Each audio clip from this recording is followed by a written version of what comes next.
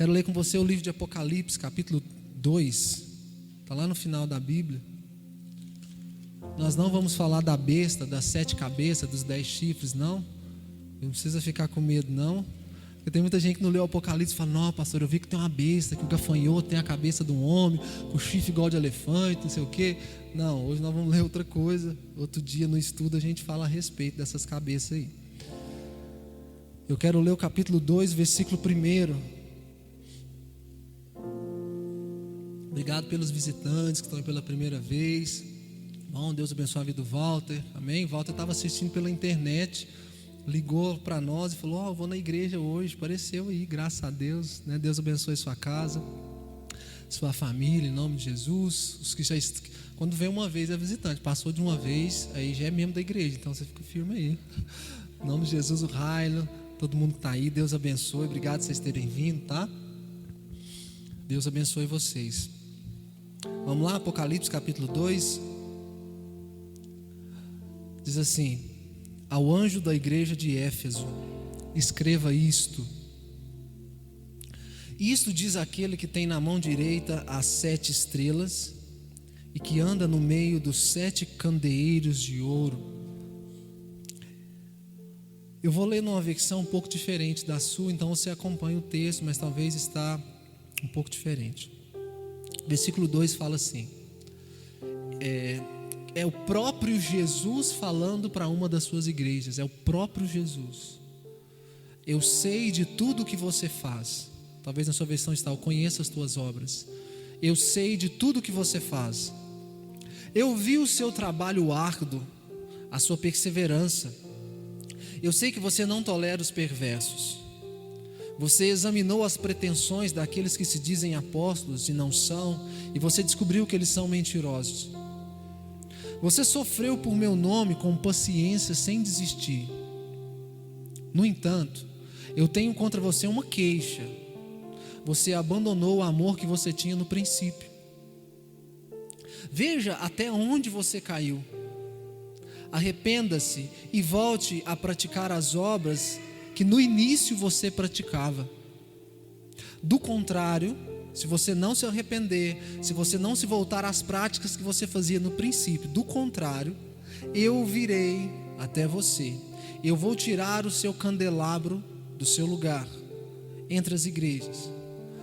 Mas eu tenho isso ao seu favor, que você odeia as obras dos nicolaítas, os quais também eu odeio. E quem tem ouvidos para ouvir, ouça o que o Espírito diz às igrejas. Ao vitorioso, ou àquele que vencer, eu darei o fruto da árvore da vida, que está no paraíso de Deus. Pai, fala conosco nesse momento.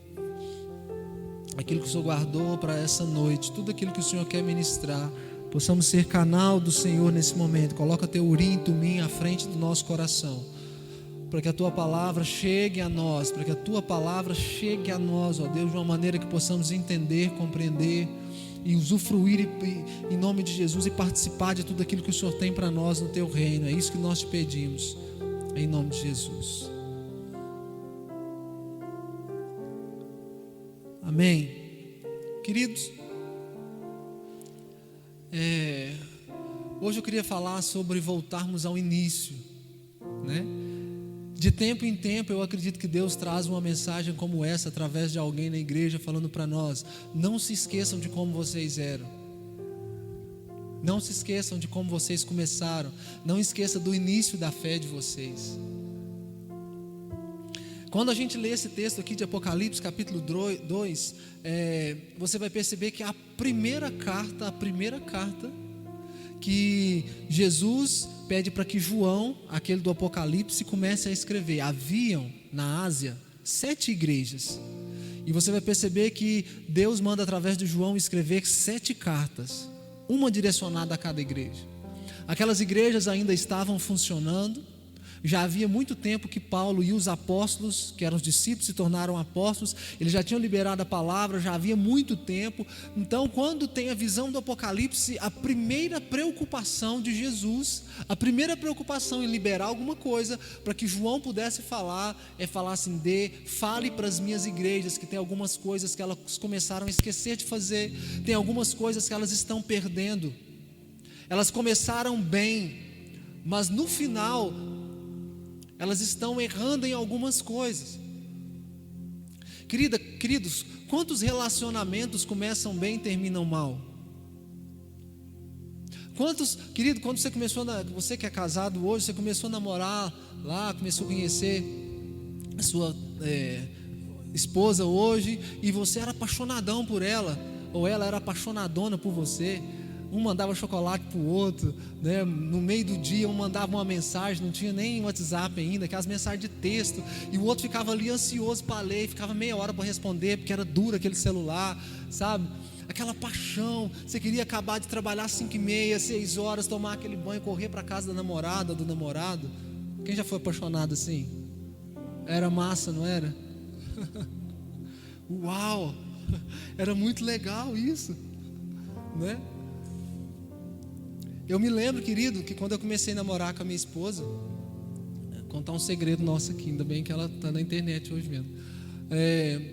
Eu fazia faculdade em Uberlândia de administração, e eu tinha acho que 20 ou 21 anos, e eu chegava às 11 horas da noite, o ônibus trazia, eu saía do serviço 5h30, 6 horas, eu ia para lá, então não dava durante a semana para ver ela. Aí um dia, 11 horas da noite, eu paro lá no ponto, perto da igreja que eu fazia parte. De repente eu olho lá, quem está lá? Minha esposa. Falei, gente, deve ter acontecido alguma coisa. E antes de eu descer, ela entra ali dentro do ônibus, e ela tinha um presente para mim, e ela está lá gritando, eu te amo, eu te amo. Eu falei, meu Deus, o que é isso? Sabe, aquelas coisas que você faz no início do namoro. Ela me deu uma carta uma vez, querida, que devia ter 365 mil, eu te amo. Eu falei, cara, essa mulher me ama demais, velho. E eu mandava para ela um chocolate, eu mandava um ursinho, um cachorro, e sabe aquele início de namoro, sabe aquela coisa. Eu falei, meu Deus, que massa, né? Que esse amor permaneça assim para sempre. E graças a Deus, querido, até hoje a gente vem conservando isso. Às vezes assim, não tem nenhuma data comemorativa, e eu mando uma flor, um botão de rosa para ela, e eu escrevo lá para ela o seguinte, eu coloco meu nome lá embaixo, só coloco assim, ó: eu te amo hoje mais do que ontem. Às vezes eu mando um bombom, querido, eu pago R$7 de mototáxi, o bombom é R$1,50, e eu mando e escrevo lá para ela assim: eu te amo hoje mais do que eu te amei ontem. Só isso. Então, querido, quando a gente lê essa carta do Apocalipse, né, Jesus ele começa a falar para as igrejas: olha, vocês começaram bem, mas com o passar do tempo vocês começaram a esquecer daquilo, da razão pela qual vocês ainda são igreja.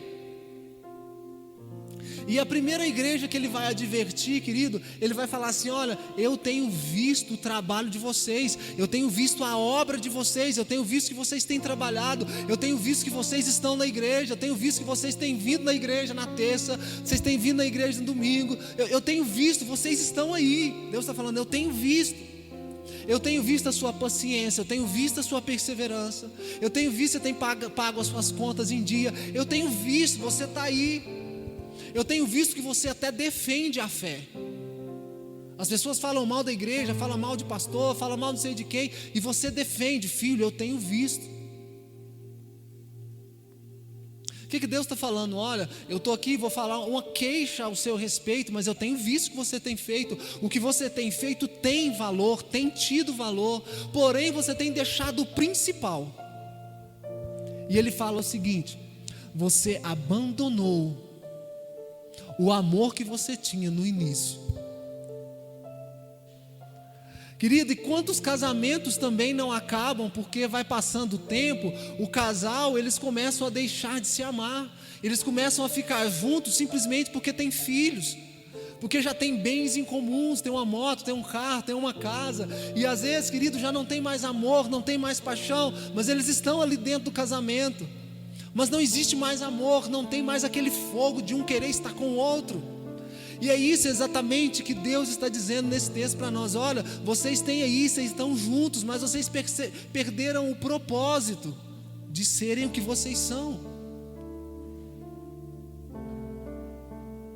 E Deus está falando: olha, no início vocês praticavam, vocês faziam obras, mas vocês faziam elas com paixão. Paixão significa emoção violenta. Então, querido, eu não sei quanto a você, lá no começo da minha fé, tudo que eu fazia tudo que eu fazia na igreja é porque eu estava perdido de amor por Jesus. Os cultos que eu realizava, eu tirava pessoas da rua, levava para dentro da minha casa, ficava dando banho em marmanjo de 30, 40 anos, querido, porque o cara não sabia nem falar o nome dele, e eu tirava ele da rua, dava roupa, ensinava o cara a comer de novo, levava para dentro da minha casa, e tudo isso eu fazia não só porque amava as pessoas, eu fazia porque eu amava a Cristo, e por amar a Cristo eu fazia isso por Ele. Eu entendia que Deus falava para mim, cuide deles para mim. Me tornei, querido, o Senhor me deu a oportunidade de ser líder de jovens na igreja que eu fazia parte, querido, e eu colocava os jovens para orar, para ler a Bíblia, acabava o culto, eu não queria ir embora, eu não queria fazer nada. Nós não queríamos, a gente não queria ir comer pipoca, às vezes até a gente ia, de vez em quando, né, Félix, com pipoca com quisuco de 10 lá na casa do Félix, a gente ia, era 10 centavos, muitos anos atrás. E a gente ficava lá, sabe, querido, mas quando acabava os cultos de jovens, a gente já derretia 2 horas. A gente tinha 4 cultos de jovens no mês. O primeiro culto do mês era só oração. A gente chegava às 7 horas e ficava até às 9 horas, todos os jovens orando, só oração. O segundo culto de jovens, querido, a gente fazia um culto só de ensino. O terceiro culto do mês a gente fazia um culto de talentos para as pessoas virem, né? Um cantava, o outro dançava, o outro fazia um teatro, para a gente saber o que os jovens faziam na igreja. E o último culto do mês, querido, era uma celebração, que nós fazia festa, chamava outras pessoas. Então, querido, só que a hora que acabava o culto, já que terminava quase 11 horas da noite, a hora que todo mundo ia embora, a gente tinha uma equipe de uns 10 ou 12, a gente ficava orando até às 6 da manhã, orando e lendo a Bíblia, orando e lendo a Bíblia. E os mais nervosos assim, querido, a hora que dava 6 horas da manhã, eu vou para o monte. O cara nem dormia, o cara não tomava café, não escovava o dente, acabava de orar, ele queria orar de novo. Porque tudo que fazíamos era por amor, era por essa paixão por Cristo. Então, cuidar do enfermo, orar pelas pessoas, pregar a palavra, cantar, tudo isso, querido, era um complemento desse amor que nós tínhamos por Jesus. Não estávamos amando, não estávamos na igreja porque tínhamos uma função ou um cargo ou não podíamos faltar. Não, a gente estava ali porque amávamos estar ali. A igreja que eu fazia parte, querida, ela tinha culto segunda, terça, quarta, quinta, sexta, sábado, domingo, 2 por dia. E eu estava lá em todos os cultos. Segunda era prosperidade, né, Félix? Terça era intercessão, quarta família, quinta eu esqueci, sexta libertação, sábado jovens, domingo celebração. Culto todo dia, e nós estávamos lá todo dia. E não era cansativo. Não era cansativo, a gente queria estar ali, a gente não queria chegar depois do louvor, a gente queria chegar antes, a gente já tinha um lugarzinho na frente, e a gente estava apaixonado por Jesus. Tem mais alguém aí que era assim? Querido, a gente estava ali doido por Jesus. Só que, querido, o tempo ele faz 2 coisas conosco. O tempo nos melhora em muita coisa. Há 10 anos atrás eu não me vestia assim tão bem. Minha esposa foi melhorando, então o tempo deu uma melhorada, pelo menos no vestuário. Na carcaça ficou do mesmo jeito. Mas assim, no vestuário melhorou. Mas há 10 anos atrás eu me vestia muito mal e achava que era o cara. Então o tempo em algumas coisas ele melhora a gente. O cara que é magrinho ganhou um pouquinho de quilo, ficou legal. O cara que era muito perdeu um pouquinho, ficou legal. O tempo nos melhora. Mas, querido, o tempo ele também tem o poder de nos fazer esfriar no amor. Esse é o grande problema do tempo. Querido, já tem bastante tempo que o Senhor tem ministrado ao meu coração, para mim, algo muito poderoso. Querido, se tem alguém que eu acredito assim, que é um pouco intenso na obra de Deus, sou eu. Eu amo tudo aquilo que diz respeito à igreja. Eu tenho que às vezes me controlar para não estar em tudo, para não fazer tudo. Eu sou intenso naquilo que eu quero fazer. Mas o Senhor tem me cobrado, já tem bastante tempo, falando assim: Wesley, que esse mesmo amor, esse fogo e essa paixão que você tem por mim, que ela continue, que ela perdure. E a minha oração ao Senhor, nesse último ano, eu não falei assim: Senhor, faça com que a igreja cresça, envie muitas pessoas à igreja, Senhor, nos dê isso, nos dê aquilo. Não, a minha oração é: Senhor, que quando passarem os anos, a cada dia eu esteja mais apaixonado pelo Senhor. Sabe? Eu quero me ver, querido, um velhinho de 70, 80 anos, se eu conseguir chegar até lá. E eu quero, querido, estar com o mesmo amor, pregando com o mesmo entusiasmo, cantando com a mesma paixão, com a mesma empolgação, vindo à igreja, ensinando a palavra para os meus filhos, cobrando deles que eles amem ao Senhor, com a mesma empolgação, com o mesmo amor, com a mesma paixão, daqui a 30, 40, 50 anos. Hoje, querido, muitas igrejas, elas crescem rápido demais. E muitas igrejas hoje, atualmente, elas estão crescendo, querido, não porque os pecadores estão entrando dentro da igreja, mas elas estão crescendo por migração. O que é migração? Uma pessoa que não está satisfeita com uma igreja vai para outra. Então, muitas igrejas hoje estão lotando de crentes migrantes, que migraram de um lugar para o outro. Agora, querido, isso por causa de muita performance. Agora, o que fazia no Antigo Testamento, no Novo Testamento, o que fazia as pessoas irem para a igreja? Porque eles olhavam para os discípulos, olhavam para os líderes daquela época, e eles viam nos olhos deles paixão por Cristo. Eles queriam seguir Jesus porque eles olhavam para Pedro, e Pedro está ali quase para ser morto, e ele fala: pode matar, mas não sai daqui. Para negar Jesus, não nego. Vai perder o dedo, corta. Vai pôr de cabeça para baixo, pode pôr, mas eu não nego. E a igreja falava: cara, Pedro morreu amando esse Jesus até o último segundo de vida, caminho do Senhor, mas ele não te vê ler a Bíblia, ele não te vê orar na sua casa, ele não vê você cantar cânticos, ele não te vê apaixonado por Jesus. Você quer mesmo que seus filhos sirvam ao Senhor? Isso não vai acontecer. Sabe, Simei, quando o anjo procura Gideão, se você ler, eu acho que foi uma das primeiras aparições de Jesus, a Bíblia lá fala anjo com letra maiúscula, e você vai ver que quando Gideão quer adorar o anjo fica de boa e fala: pode adorar aí. E você vai lá no Apocalipse, quando João quer adorar o anjo fala: não, eu sou seu servo, não me adore. Então a gente sabe que foi Jesus que apareceu para Gideão. Então, quando o anjo fala assim: vai nessa tua força, cara, e Gideão vira e fala o seguinte: olha, se o Senhor é conosco, por que nós estamos aqui sofrendo? E ele fala algo interessante. Eu quero falar que antes dos pais de Gideão adorarem outros deuses, eles eram apaixonados por Jesus.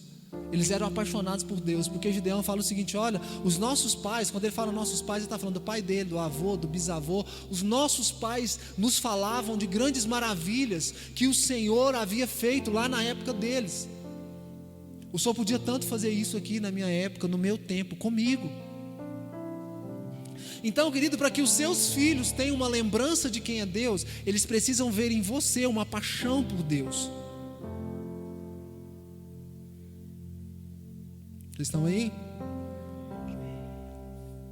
Então Jesus, ele estava advertindo a igreja, falando o seguinte: olha, vai passar os anos, vai passar 5, 10 anos. Você já parou para pensar, querido, que daqui 5 anos você ainda tem que estar aí na igreja? 10, 15, 20, até a morte. Que talvez você vá ocupar esse mesmo lugar aí, se você for ficar aqui na comunidade de Aprisco. Então, querido, o reino de Deus não diz respeito somente a subir o monte, mas permanecer lá em cima.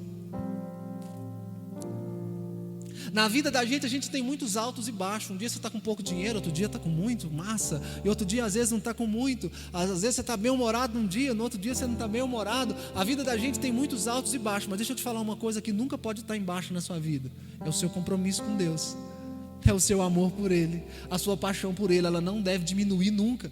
Não pode ter altos e baixos. Ela sempre precisa estar, querido, alta.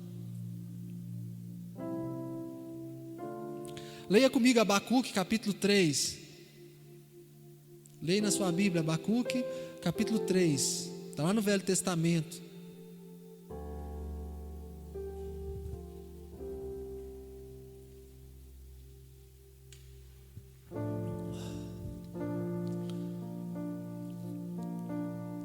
Abacuque capítulo 3. É um dos pequenos profetas. Na sua versão deve estar escrito: eu ouvi, Senhor, a tua palavra e temi. Eu vou ler numa versão diferente para você entender. Abacuque está ali perto de Naum, Miqueias, Jonas. Abacuque, ele teve uma visão do futuro. Deus abriu os olhos de Abacuque, ele conseguiu ver, querido, alguma coisa referente ao nosso tempo. E quando ele conseguiu ter essa visão da parte de Deus, como seriam os últimos dias, é como se Deus estivesse dando um insight para ele, mostrando o que seria hoje, como se fosse um apocalipse. Olha o que ele diz, capítulo 3, versículo 1: Senhor, eu ouvi ao teu respeito, estou maravilhado com as tuas obras. Neste momento de tanta necessidade, ajuda-nos outra vez, como você fez no passado. Em tua ira, lembra-te da misericórdia. Na versão Thompson, o texto traz assim: Senhor, eu ouvi a tua palavra, e quando eu ouvi a tua palavra, isso me trouxe medo, isso me trouxe temor. E ele orou dizendo: Senhor, aviva a tua obra quando passarem os anos, no meio dos anos, faça ela conhecida, e quando o Senhor ficar irado conosco, lembra-te da misericórdia. Então o que é aviva? Ele está falando assim: Deus, traz avivamento, traz avivamento na tua igreja, traz avivamento na minha vida, traz avivamento no meu casamento, traz avivamento no meu relacionamento com os meus pais, traz avivamento. O que significa avivamento? Vida de novo. Porque tem algo, querido, dentro das igrejas que está morrendo. E o que está morrendo? O amor da igreja. Então, querido, quando o Abacuque viu os nossos dias, ele falou: uau! Quer dizer que naquele dia as igrejas estariam cheias de pessoas vazias. Quer dizer que naquele dia, querido, bem perto da volta de Jesus, as igrejas estariam cheias de pessoas sem amor e sem paixão por Jesus. E quando ele viu isso, ele falou assim: Deus, lá naquela época, envie avivamento, envie, levante remanescentes, que vai trazer uma palavra, que vai de alguma maneira despertar a igreja, para que ela volte a ser e fazer aquilo que ela fazia no início. Deixa eu te falar uma coisa, querido, é muito legal a gente ouvir as mensagens de avivamento. Talvez alguma vez você até já participou de cultos de avivamento, né? Tem muita igreja que denomina alguns cultos, fala: vamos lá que vai ter culto de avivamento, pregador de fora, uma banda, 30 músicos, não sei o quê, né? E culto de avivamento. Deixa eu te falar, querido, um culto de avivamento é uma vergonha para a igreja. Por quê? Um culto de avivamento está dizendo que a igreja está morta e que ela precisa de avivamento. O avivamento, querido, é porque alguma coisa deu errado e Deus tem que trazer vida de novo. Se Deus tiver que trazer avivamento no seu casamento, é porque ele já está morto, você deixou morrer. Se Deus tiver que trazer avivamento na sua vida financeira, é porque você já, querido, de alguma maneira deixou ela morrer. Se Deus tiver que trazer avivamento, querido, no seu ministério, é porque você, querido, já deixou de cuidar dele há muito tempo. Louvado seja Deus porque Ele envia avivamento. Mas você entende, querido, que o avivamento de Deus é por consertar um erro nosso, porque deixamos de queimar de amor por Jesus. Aí Ele tem que trazer avivamento de novo. A gente deixou de praticar uma coisa que praticava, então Deus tem que enviar avivamento. Está comigo? Está entendendo? Então Abacuque, ele viu que as pessoas iam deixar de amar Jesus, que elas perderiam aquela paixão, perderiam aquele fogo, e falou: Deus, então quando isso acontecer, levanta alguém lá para despertar, Deus, a tua igreja.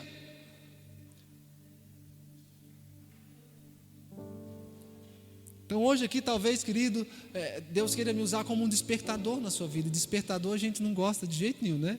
Na hora que dá 6 horas da manhã que acorda, o Diogo tem que fazer caminhada, como é que ele... Cara, esse despertador de novo, velho. Eu levo minha filha para trabalhar às 5 e pouco da manhã. A hora que toca o celular dela, eu falo: ai, vamos. Pô, a gente acorda, né? Mas ninguém gosta de despertador. Não sei se tem alguém que tem. Eu não gosto de despertador. A gente levanta porque tem que ir trabalhar, né? Então, queridos, Deus, Ele quer trazer avivamento. Mas talvez não é no coração de todos. Mas tem muitos dentro das igrejas, não falando só da nossa igreja, dentro das igrejas, que já perderam o amor, o incentivo, a emoção por Jesus. Querido, sabe, quando você está cheio de Jesus, as pessoas podem falar mal de você, pode te criticar, pode te deixar.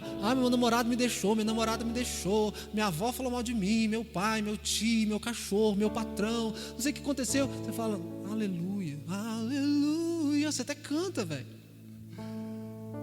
Agora, sabe algo interessante, querido? Quando a gente está vazio de Jesus, tudo contraria a gente.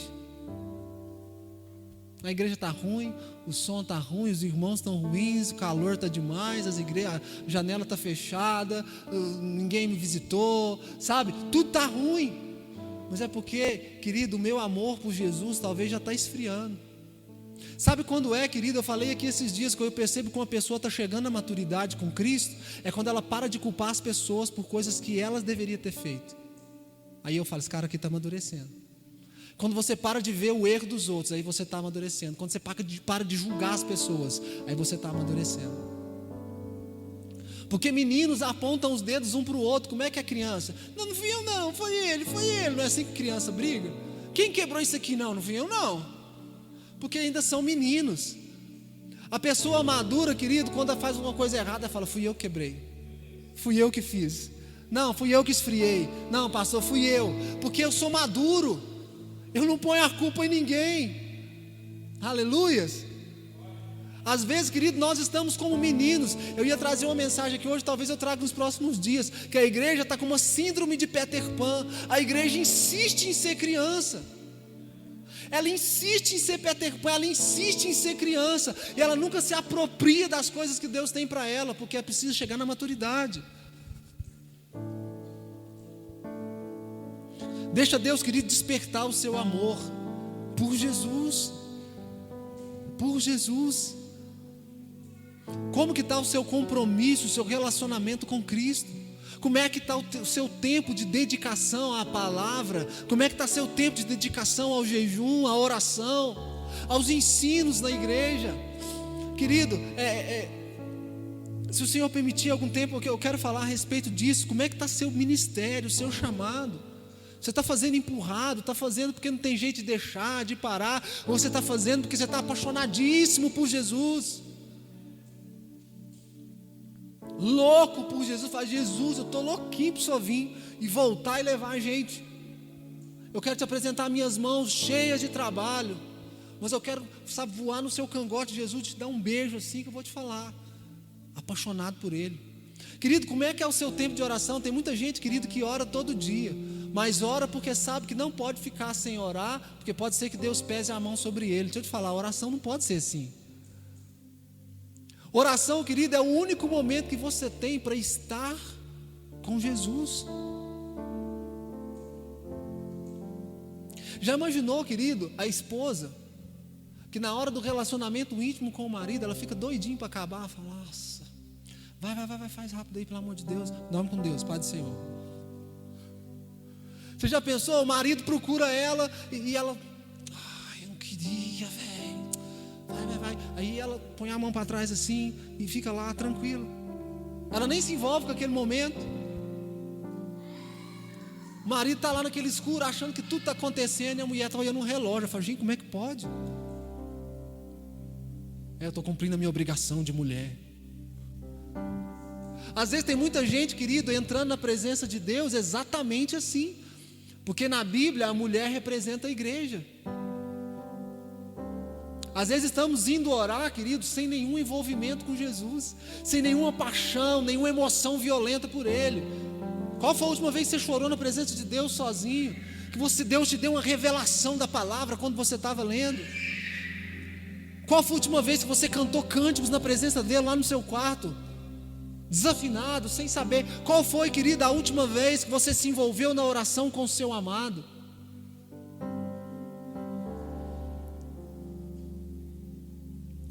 Qual foi a última vez, querido? Esses dias eu estava no meu carro, no carro com os meus meninos, dos mais novos, e a gente estava andando na rua e eu estou ali assim, sabe, e orando em línguas, e cantando uma música lá em inglês, que nem eu sabia, e ali, sabe, gerando um negócio dentro do meu carro, e meus meninos fazendo bagunça lá atrás, né, na cadeirinha, e de repente Deus me trouxe uma revelação, eu gritei dentro do carro, falei, uau, cara, e meus meninos olham para mim assim, o que é isso, pai? E eu, e meus meninos olham para mim assim, o que foi, pai? O que foi, pai? E eu falei assim, Deus falou comigo, pai, o que ele falou? E eu falei assim, e a hora que eu falei, Deus já deu uma revelação para minha menina de 6 anos, qualquer dia eu trago aqui, eu vou esperar ela estar aí para ela me ajudar. E eu falei assim, nossa, 5 pedras. E ela falou, pai, os 5 pães. Eu falei, nossa filha, Deus está aqui dentro do carro. E nós começamos a gritar, e nós começamos, e o carro balançava assim no meio da rua, querido. Foi um culto lá dentro do carro. Foi doideira lá dentro. E eu falei assim, sempre sejam apaixonados por Jesus. Eu pego no rosto do meu menino mais novo de 2 anos, eu seguro assim e falo, seja apaixonado por Jesus. E ele me abraça e fala assim, pai, eu te amo. Querido, como está a sua paixão por Jesus? Querido, tem mais de 20 anos que eu sirvo a Cristo. E se tem uma coisa que eu me preocupo, é com o meu relacionamento com Deus. Eu não me preocupo com a minha performance, eu não me preocupo se as mensagens são as mesmas que eu trago, se eu canto as mesmas músicas, querido, mas eu me preocupo em estar todos os dias na presença dEle. Se tem uma coisa que eu me preocupo, é com Ele, é com a presença dEle, como Ele pensa a respeito de mim. Sabe, lá em Apocalipse que nós lemos, Jesus está falando assim, vocês estão fazendo obras, vocês estão fazendo coisas dentro das igrejas, mas tudo bem, beleza, certo, massa, joia, muito legal, mas vocês deveriam fazer essas coisas olhando por outro lado, por outra visão, outra perspectiva. Vocês deveriam fazer isso que vocês estão fazendo, apaixonados. É como cantamos no início, apaixonado, apaixonado por você, Senhor, eu sou. Querido, e o apaixonado, tem muita gente que fala assim, não, paixão é do diabo. Querido, o diabo não tem nada, ele não tem nem casa, nem chave da casa dele. Não tem paixão? Não tem nada. Paixão no reino de Deus, a Bíblia fala paixão de Cristo, né? A gente sabe da paixão de Cristo, a paixão de Jesus. Ele amou tanto a gente que a paixão dele levou ele a morrer por nós. Deus amou o mundo, mas Jesus morreu por nós apaixonado. Massa, né? João 3,16, Deus amou o mundo de tal maneira, mas Jesus morreu pela gente apaixonado. Então deveríamos retribuir essa paixão por Ele.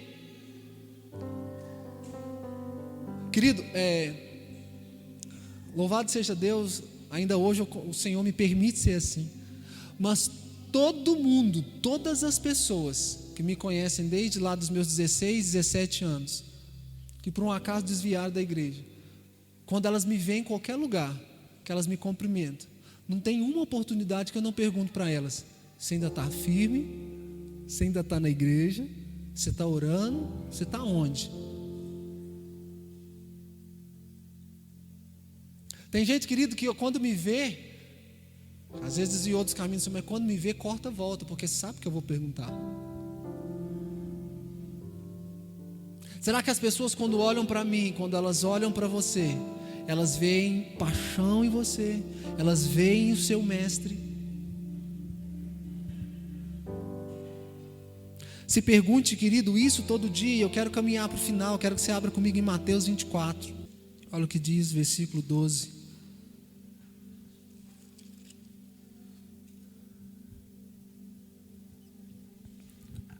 Deixa aberto em Mateus.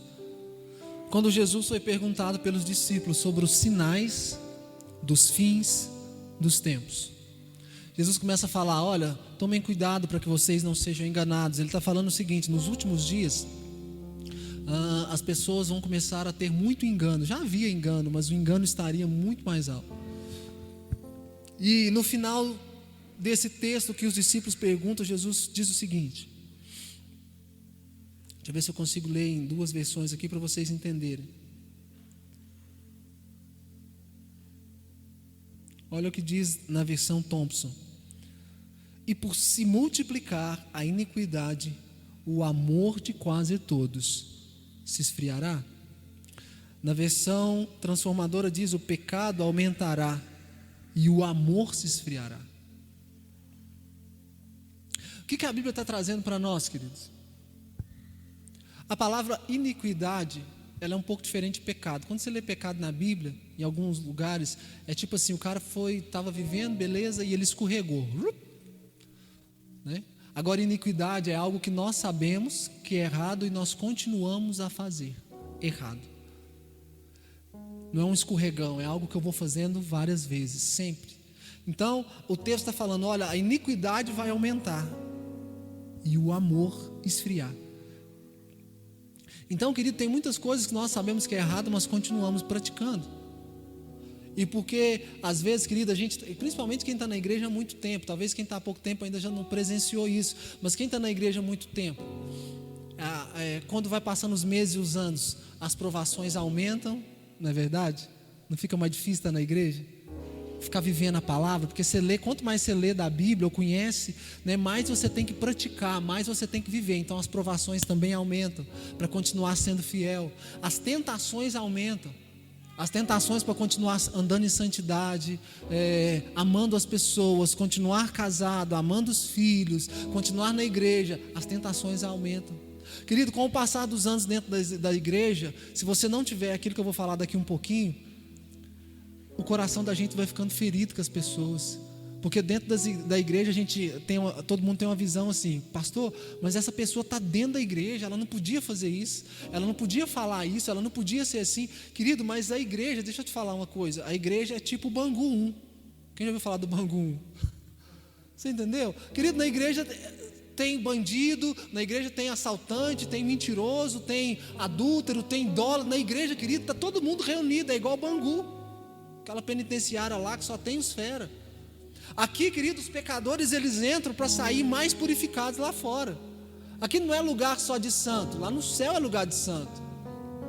Aqui é o lugar onde os pecadores vêm e vão começar a ter seus pecados lavados e se tornarão pessoas santas, mas até que isso aconteça é um processo demorado.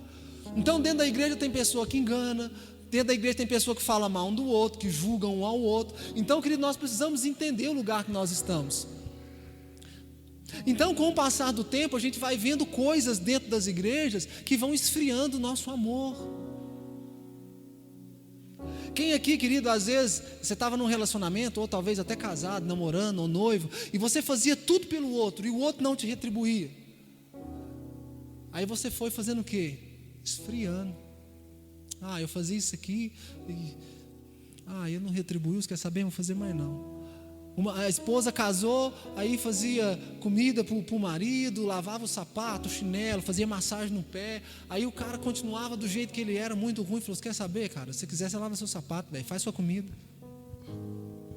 Tem duas coisas que a esposa faz quando está com raiva do marido: ela deixa de fazer comida e deixa de fazer sexo. Tem duas coisas que o homem mais ama: é comida e sexo. Aí as esposas param de fazer comida e deixam de fazer sexo. Então, queridos, é um culto meio de família também, então já vai aprendendo aí. Então, queridos, é interessante. Quando as pessoas vão nos ferindo, nós paramos de ser quem fomos chamados para ser. A Bíblia nos diz nas cartas de Paulo: não se cansem de fazer o bem, porque no tempo correto vocês serão recompensados. Só que às vezes dentro das igrejas nos cansamos de continuar fazendo o bom, porque a gente vê muita gente fazendo errado. Por isso que a Bíblia está falando: a iniquidade vai crescer, você vai ver muita gente fazendo errado. Por conta disso, o seu amor vai começar a esfriar.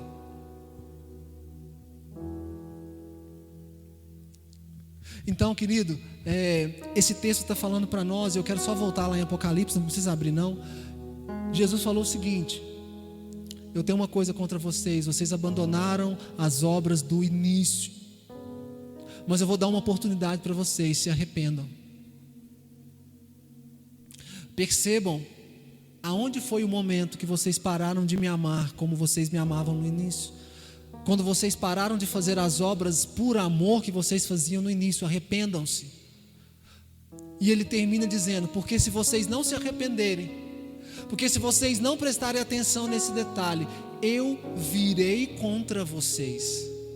Eu tirarei do meio de vocês o candelabro que eu coloquei no meio da igreja. O candelabro fala de iluminação. Eu vou tirar de vocês essa capacidade de vocês enxergarem o reino de Deus. Então, querido, esse eu virei contra ti não está falando da volta de Jesus, não. Quando Jesus vier, ele vai arrancar o candelabro. No grego, querido, essa palavra eu virei contra ti, ela está traduzida assim, juízo imediato. Então o que Jesus estava falando? Se vocês não se arrependerem nesse exato momento, ao perceberem e ao ouvirem essa palavra, eu virei com juízo e vou arrancar vocês do lugar e da posição que eu coloquei vocês. E sabe uma coisa, querido, que Deus é mestre em fazer? Ele sempre fica dando para nós insights, Ele sempre fica te dando relances para tentar despertar você. Sabe quando um relacionamento entre o marido e a mulher, e talvez para alguns aqui vai parecer, fala, não, pastor, isso aí não é de Deus, não, toma cuidado. Sabe, querida, às vezes a mulher já não ama mais o marido, ou o marido já não ama tanto mais a mulher, mas eles estão ali por causa do filho, por causa dos bens, estão juntos, que já acostumaram a estar juntos, sabe? Mas não tem mais envolvimento, como dizem os jovens, não tem mais química, né? Ou física, sei lá, ou biologia, não tem mais, aí esse fica ali no casamento. Aí sabe, às vezes quando são servos de Deus e estão ali, sabe o que Deus faz? Às vezes Ele permite, querido, uma mulher chegar no seu marido e dar uma cantada nele, e permite que você veja. Você fala assim, Deus não faz isso. Sabe para quê? Porque às vezes quando Deus faz isso, Ele desperta ciúme, e Ele desperta de novo o seu amor pelo seu marido, ou vice-versa. Mas isso é bíblico? Sim. Ele disse, querido, lá no Velho Testamento, que Ele ia levantar a gente para despertar ciúme em Israel. Então Ele faz isso sim. Então, querido, às vezes você tem uma função na igreja, você toma conta do louvor, ou da mensagem, ou das crianças, ou da pregação, você faz alguma coisa na igreja, mas aí você foi deixando de fazer, foi esfriando, foi morrendo. Aí sabe o que Deus faz? Deus levanta uma pessoa muito boa para fazer aquilo que você deveria estar fazendo, só para despertar ciúme em você, para falar, tá vendo? Vem fazer. Mas chegou agora na igreja, o pastor já deixou fazer. Mas isso aí era eu que fazia. Deus falando, era mesmo. Que bom que você percebeu que era você. Você entendeu, querido? Isso é bíblico. Isso é bíblico. Deus é assim, Ele vai deixando despertar. Não está falando que Ele vai permitir o adultério, não. Mas para que a mulher fale, epa, esse homem é meu. O que você está conversando com meu marido? Que mensagem é essa aqui no celular? Amorzinho? Bibelozinho? Quem é essa mulher aqui? Quantos dias que ela está mandando essa mensagem para você? Aí você fala, aí o marido fala, ó, está viva. Veste melhor, passa o perfume, passa a maquiagem, compra um baby doll, deita de lado, deixa meia luz, e o marido vai ver que você está viva. Ou vice-versa, toma um banho, depila, dá uma melhorada, entendeu? Corta o cabelo, ou rapa, não sei. A esposa falou, ai, tá cheiroso, vai aonde? Vou dormir. Assim é Deus, querido. Há um ano atrás Deus trouxe uma mensagem para nós aqui dizendo que Deus levantaria, querido, no meio dos jovens, pessoas para despertar aqueles que às vezes estão mais velhos nas igrejas. Porque às vezes os velhos, como o filho mais velho, está ali trabalhando, mas já perdeu o amor. Aí o filho pródigo volta, fez aqui tanto de bagunça, o filho mais velho chega lá e fala, uai pai, eu estou aqui todo dia trabalhando. Olha o Apocalipse 2 aí, eu estou aqui todo dia trabalhando. Isso nunca me deu nada. Estou aqui na igreja tem um tempão, ninguém me reconhece, pastor. Chegou aí agora, essa pessoa de piercing, brinca, não sei o que aí. Isso você já... Filho, tudo isso aqui é seu. Você que abaixou a cabeça. Isso é seu. Você quer um boi? Uma vaca? O que você quer? Tudo meu é seu. Você quer o quê? Você quer uma festinha com seus amigos? Chama todo mundo que é o banco. É seu. Você parou de se relacionar comigo como pai, achou que eu era simplesmente o cara que ia te dar herança. Se tem uma coisa, querido, que eu prezo muito nas minhas orações, é sempre começar elas, sempre, chamando o meu pai de pai. Eu tenho quase 40 anos, eu não chamo meu pai de Valmir, eu chamo meu pai de pai. Não é, pai? Manda uma mensagem para ele, eu esqueço às vezes, né? Meu mano fala, pai, eu te amo. Tudo bem, pai? Às vezes é ele que me liga, 11 horas da noite, me liga lá, como é que tá aí? Eu falo, bem, pai, bença. E quando eu vou escrever, eu não escrevo benção não, eu falo, bença. Então, querido, no meu relacionamento com Deus também é assim. Eu começo falando, pai, obrigado. Os meus meninos, eles vão orar lá em casa, então quando eles acordam cedo, eu levo eles na janela lá em casa, e a primeira coisa que eles falam é, Jesus. Meu filho mais novo, ele já começa assim, Jesus, meu pai, obrigado pela comida. A primeira oração dele é obrigado pela comida. Aí depois ela ora pela gente, mas primeiro ela ora pela comida. Então, querido, ensinar esse relacionamento para os nossos filhos, para essa nova geração, essa paixão por Jesus. Aonde você está em Mateus? Eu finalizo com esse texto, Mateus capítulo 25. Abre aí comigo. Espero que Deus esteja falando com você alguma coisa. O versículo 1 fala assim: então o reino dos céus ele será semelhante a 10 virgens, que tomando as suas lâmpadas saíram ao encontro do noivo. 5 eram imprudentes e 5 eram prudentes. Mas as prudentes levaram azeite em suas vasilhas com suas lâmpadas. Demorando o noivo, todas elas acabaram cochilando e dormindo. Mas à meia-noite ouviu-se um grito: aí vem o noivo, vamos sair ao seu encontro. Então todas aquelas virgens se levantaram, prepararam suas lâmpadas. Mas as insensatas disseram às prudentes: acabou o azeite? Dê a nós do seu azeite, senão as nossas lâmpadas se apagarão.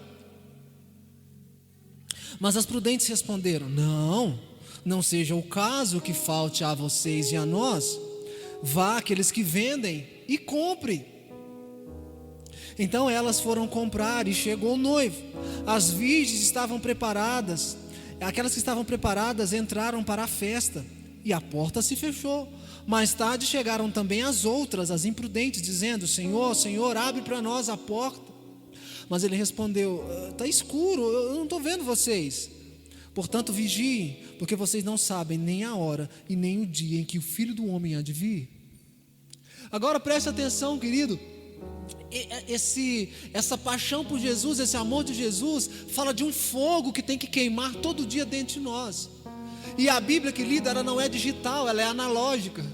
Então, querido, o analógico você tem que trabalhar mais. Então, querido, para que o fogo esteja aceso aqui dentro, é necessário que nós possamos estar sempre colocando o azeite na lâmpada. A Bíblia diz que o nosso espírito é a lâmpada do Senhor. O seu espírito é o lugar onde Deus comunica com você. Então no seu espírito é necessário que tenha azeite. O livro de Eclesiastes diz o seguinte: em todo tempo estejam suas vestes brancas, alvejadas, e nunca falte o óleo sobre a sua cabeça, nunca falte o óleo no seu espírito, na sua lâmpada. Agora, eu sempre me perguntei durante muitos anos: Deus, por que aquelas 5 virgens prudentes, elas não compartilharam o azeite com as outras, tanto que elas eram má? Como é que elas entrou com o noivo? Por que elas não deu um pouquinho do azeite para as outras? Elas não vão entrar no céu, não. Tinha que ter compartilhado o azeite. Enquanto eu estudava esse texto, o Senhor me mostrou um texto em Juízes. Quando Gideão, querido, ele vence tantas batalhas em nome do Senhor. Você lembra do Gideão, o cara dos 300? Que inspirou o filme 300, né? Sem saber, ele inspirou os 300. E os gregos inventaram uma história lá também, né? Então o Gideão era aquele cara que com 300 venceu mais de não sei quantos mil lá. Ele foi um cara fenomenal. E a hora que ele termina de vencer aquelas batalhas, o povo procura ele e fala assim: Gideão, governe sobre nós, dê a nós as ordens e cumpriremos. Não sabiam eles que, querido, que tudo que Gideão fez foi governado por Jesus. Tudo foi governado por Deus. Tudo que ele fez foi debaixo de uma direção, de uma palavra que Deus havia dado para ele. Ele não fez o que ele achou que tinha que fazer, ele fez algo que Deus mandou fazer. Então aquele povo estava falando: nossa, Gideão, você é muito inteligente, você é muito sábio, governe a gente. E a resposta de Gideão foi a seguinte: não vou governar vocês, governe Deus vocês. Passou um tempo, Gideão morreu e não governou aquele povo. E ele teve 70 filhos. Uau, 70 filhos. Mas um dos seus filhos era mais sagaz. Ele um dia fez uma reunião, chamou seus irmãos para almoçar lá, um banquete. A Bíblia fala que ele matou os seus 70 irmãos, 69 irmãos, porque um chamado Jotão fugiu. Um só. E ele queria governar sobre todos, porque, querido, a herança dividida em 70 pedaços, tipo assim, ia dar um pão de queijo para cada um, né? Quando a herança é de um filho só, o cara está tranquilo. Quando é de 2, o filho fica preocupado. Quando tem 12 irmãos, fala: não, eu vou pegar só a bicicleta. Então imagina aquela herança toda dividida em 70. O cara foi mais sagaz, ele falou: não, eu vou matar meus irmãos, porque eu quero tudo só para mim. Mas esse irmão dele que viveu, subiu em cima de um monte e liberou um enigma. Ele falou assim: o povo, as árvores se reuniram. Escute, as árvores se reuniram e chamaram a videira para governar sobre as outras árvores. A videira respondeu: não, eu não vou deixar o meu vinho, que alegra muitos corações, para governar as árvores. Era uma parábola. Chamaram Gideão falou: Chamaram o cedro, e o cedro falou: não, a minha madeira ela é usada para tantos templos, para fazer não sei o que, eu não vou deixar aquilo para o qual eu fui chamado para governar vocês. E chegaram na oliveira. A oliveira é onde se produz, onde tem a azeitona, onde sai o azeite, e falaram para a oliveira: governe sobre nós. A oliveira falou: eu vou deixar o meu azeite que sara tantas feridas, eu vou deixar o meu azeite que faz isso e que faz mais aquilo para governar vocês? Não vou. Aí eles procuraram um arbusto. O arbusto era aquele que matou os 70. E quando elas escolheram o arbusto para governar sobre as árvores, a Bíblia fala que esse arbusto dele fluiu fogo e destruiu todas as árvores do bosque, que era aquele filho que havia matado os outros 69 irmãos. Então, querido, sabe o que eu percebo, querido? Que azeite, e se você puder ler lá em Juízo, você vai ver que ela fala assim: o meu azeite é para Deus. A árvore responde: o meu azeite é para Deus. Deixa eu te falar uma coisa: azeite a gente não compartilha.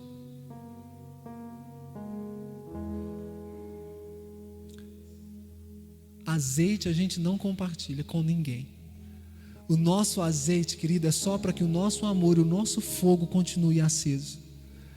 E se você ficar dando o seu azeite para as pessoas, vai faltar para você. Como assim, pastor?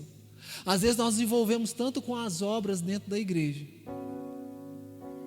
que a gente esquece de produzir azeite para nós mesmos. Vamos fazer mais isso, vamos fazer mais aquilo, vamos para as nações, vamos fazer isso, vamos fazer. A gente faz tanta coisa, que esquecemos de entrar para o nosso quarto e fazer Levíticos 6,13 ser verdade. E o fogo arderá continuamente sobre o altar e não deve ser apagado. Não está falando que o fogo não vai apagar. Se você jogar água no fogo, ele apaga. Se você passar um vento muito forte lá, ele apaga. Era responsabilidade do sacerdote todas as manhãs levantar. E se o fogo estivesse quase apagando, ele deveria colocar azeite novamente no incensário, para que até o final do outro dia ele pudesse novamente estar queimando. Então, querido, como a Bíblia ela é analógica, ela não é digital, você e eu todos os dias precisamos trabalhar esse azeite para que ele nunca falte. Porque se o azeite faltar, querido, o fogo vai diminuir. E esse fogo é esse amor por Jesus. A Bíblia fala em Apocalipse capítulo 1 que João tem uma visão de Jesus. E a Bíblia fala que quando ele olha para Jesus, querido, ele vê nos olhos de Jesus, o que ele vê? Fogo.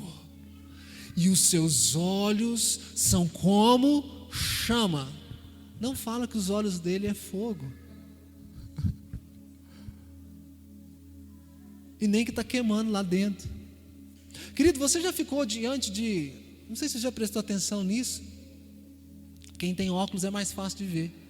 Mas isso acontece com os seus olhos. Se você estiver diante de alguma coisa escura, o seu olho reflete escuro, não é assim? Se você estiver diante de uma tela toda verde, o seu olho não reflete verde? Então o seu olho não está refletindo aquilo que está diante de você? Não é isso? Você sabe quando João, ele olha, querido, para Jesus e ele percebe que os olhos de Jesus estavam pegando fogo, não é porque o olho de Jesus era fogo, é porque João estava queimando. Aí ele olhou para Jesus e ele viu só o reflexo do que estava no coração dele. Então quem é que vai ser salvo, querido? É quem naquele dia estiver queimando de amor por Jesus, e vai olhar nos olhos dele e falar: uau, que olho bonito. Jesus vai falar: se eu te falar, você só chegou aqui porque você está queimando. É um reflexo. E talvez se Jesus tivesse falado naquele momento e olhado também nos olhos de João, ele veria fogo nos olhos de João, porque seria um reflexo também dos olhos de Jesus, porque Jesus é apaixonado por nós, e ele queima de amor por nós. Tem uma música antiga, não vou pedir para você tocar não, às vezes você nem conhece, do Asas da Adoração, que falava assim, ó: deixei o meu lar e meu pai.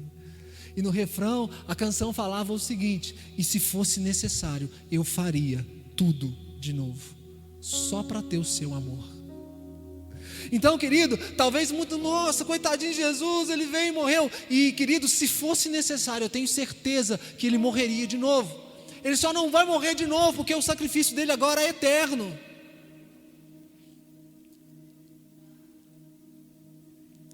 Tem alguém que vai queimar por Jesus aí nos próximos anos? Nos próximos meses?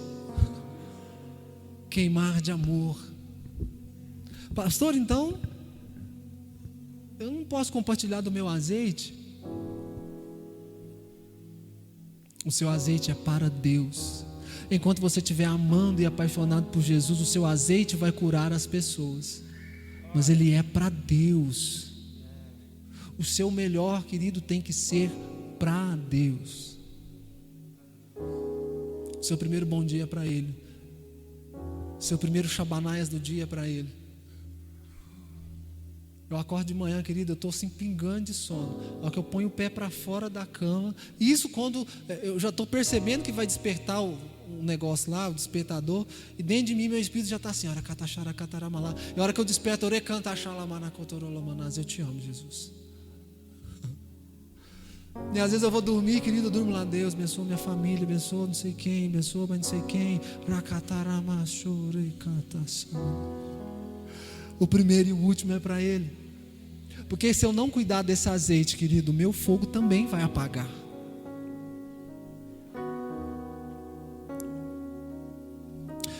Não deixe sua vida cair na apatia, nem na degradação espiritual, nem deixe o seu amor esfriar para com Deus, para com as pessoas, para com o seu cônjuge, para com os seus filhos. Não deixe esse amor esfriar. Amém? Se coloque de pé.